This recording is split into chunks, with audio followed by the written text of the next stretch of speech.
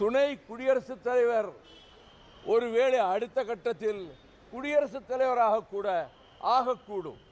எனவே கட்சி எல்லைகளை கடந்து நம் தாய் தமிழகத்தினுடைய ஒரு தமிழர், நல்ல பண்பாளர், கட்சி எல்லைகளை கடந்து அனைவரையும் மதிக்கக்கூடிய சிபிஆர் அவர்கள் துணை குடியரசுத் தலைவராக பொறுப்பேற்க இருப்பதை உணர்ந்து எங்கள் வாழ்த்துக்களை, பாராட்டுக்களை மறுமலர்ச்சி திராவிட முன்னேற்ற கழகத்தின் சார்பில் தெரிவித்துக் கொள்கிறேன். அவர் அறிவிக்கப்பட்டதில் நான் மகிழ்ச்சி அடைந்தேன், வாழ்த்து சொன்னேன்.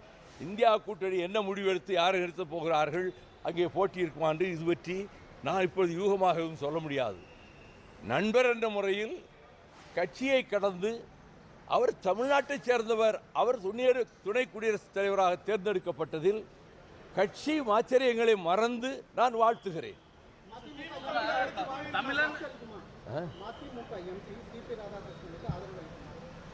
அது இந்தியா கூட்டணியிலே அங்கம் வகிக்கின்ற தமிழகத்திலே தலைமை தாங்குகிற திராவிட முன்னேற்ற கழகமும் தோழமை கட்சிகளும் அவர்கள் ஆலோசித்து முதலமைச்சர் மூலமாக அறிவிக்கின்ற அந்த அறிவிப்பின்படி மறுமலர்ச்சி திமுக நடந்து கொள்ளும்.